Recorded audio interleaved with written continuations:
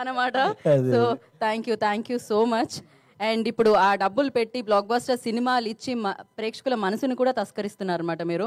And అలా ప్రేక్షకుల మనసులు తస్కరించడం అనగానే చలో భీష్మతో ఆల్రెడీ తస్కరించిన డైరెక్టర్ గారు వెంకీ కుడుముల గారు. సార్ మీరు స్పీచ్ స్టార్ట్ చేసే ముందే ఈ క్వశ్చన్ అడుగుదాం అనుకున్నా. మీ చిలిపి దొంగతనాల లిస్ట్ ఏమన్నా చెప్తే. చిలిపి దొంగతనాలు. ఫుడ్ కొట్టేసేవాడిని. స్వీట్లు నేను స్వీట్ క్రేవింగ్ ఎక్కువ, సో స్వీట్లు కొంచెం బాగానే కొట్టేసేవాడిని. ఓకే, ఫుడ్ అంటే అదొక ఎమోషన్ అండి. సో యా, కాదు పక్కన వాళ్ళది కాదు, ఇంట్లో చెల్లి దగ్గర. ఇంట్లో చెల్లి దగ్గరేనా? అయితే పర్లేదు, ఇంట్లో ఫుడ్ మన ఫుడ్ అనమాట. ఇప్పుడు మనం రాబిన్ హుడ్ గురించి మాట్లాడదాం.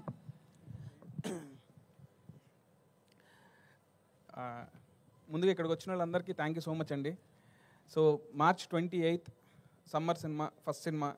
డెఫినెట్గా నేను కాన్ఫిడెంట్గా నేను ఆర్ఆర్తో చూసుకున్నాను అండి సినిమా. నేను చాలా కాన్ఫిడెంట్గా ఉన్నా సినిమా బ్లాక్ బస్టర్ కొడతామని.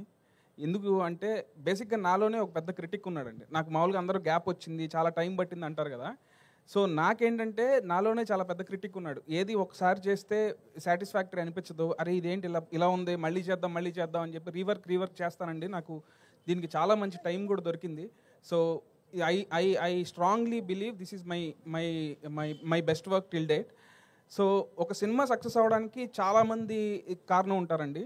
ఎందుకంటే ఈ సినిమాకి ఇంత బాగా రావడానికి రీజన్ అయితే మా ప్రొడ్యూసర్ రవి గారు, నవీన్ గారు, వీళ్ళే కనుక లేకపోతే, అంటే కథ చెప్పినప్పుడు ఇంత స్పాన్ ఉందని చెప్తే మేము కథను నమ్మి సినిమా చేస్తాం, బడ్జెట్లు కాంబినేషన్లు నమ్మి కాదు. సో నీకు కథ నచ్చింది మాకు, సో నీకు ఎంత స్పాన్ ఉన్నా ఓకే అని ఇప్పటి వరకు నో క్వశ్చన్స్ ఆస్క్డ్ అండి. So thank you so much Ravi sir and Naveen గారు. సో మీరు లేకపోతే మాత్రం సినిమా ఇంత బాగా వచ్చేది కాదు, నేను ఇంత కాన్ఫిడెంట్గా ఉండేవాడిని కాదు సార్. అండ్ ఈ సినిమాకి నాకు ఫస్ట్ నుంచి బ్యాక్ బోన్ ఎవరంటే నితిన్ అన్న.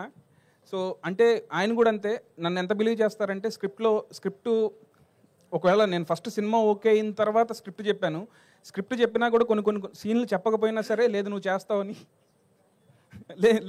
చేస్తావని ఆ కాన్ఫిడెన్స్తో ఏ రోజు ఏ క్వశ్చన్స్ అడగలేదు. అండ్ నాకు లాస్ట్ మినిట్లో ఒక ఈ సినిమాలో హీరోయిన్ చేంజ్ అయిన సిచ్యువేషన్ వచ్చినప్పుడు కూడా నేను లీలాను అప్రోచ్ అవ్వగానే తన విని అసలు బ్లైండ్గా ఈ సినిమా చేస్తున్న వెంకీ, డెఫినెట్గా నాకు ఈ సినిమా కథ నచ్చింది and I love your direction అని చెప్పి సినిమా ఓకే చేసినందుకు Leela thank you so much Leela. And నేను రాజేంద్ర ప్రసాద్ గారికి చిన్నప్పటి నుంచి చాలా పెద్ద ఫ్యాన్ అండి. మా నాన్నగారు కూడా ఆయన సినిమాలు తీసుకెళ్లేవాళ్ళు అన్ని సినిమాలకి. సార్ ఈ సినిమా మాత్రం మిమ్మల్ని ఊహించుకొని రాశాను sir. Jon Snow character, Janardhan Sunnipenta నుంచి ఆయన ఏజెంట్ జాన్ స్నోగా మారి ఈయన ఎంత ఫన్ చేస్తారనేదే సినిమాలో మీరు అందరూ చూడాలండి.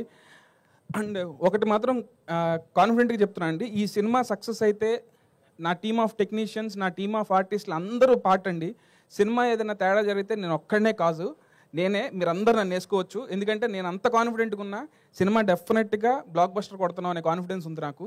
సో సినిమా సక్సెస్కి నా వెనకాల ఉన్న వాళ్ళు, నా టీం డిఓపి శ్రీరామ్ గారు, నా ఎడిటర్ కోటి అండ్ నా music director GV Prakash and నా ఆర్ట్ డైరెక్టర్ రామ్ కుమార్ గారు, ఇలా నాతో పాటు ఉన్న మా ఏడీస్ అందరూ కూడా చాలా బాగా కష్టపడ్డారండి.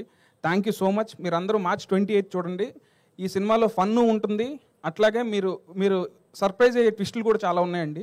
అండ్ ఈ సినిమాని చెప్పగానే ఎగ్జైట్ అయ్యి క్యామియో రోల్ అయినా స్మాల్ క్యామియో రోల్ అయినా యాక్సెప్ట్ చేసిన డేవిడ్ వార్నర్ కూడా thank you so much. Because ఆయన కూడా త్వరలో వస్తారండి, మీరందరూ చూస్తారు, డెఫినెట్గా హై ఫీల్ అవుతారు. థ్యాంక్ యూ సో మచ్ అండి.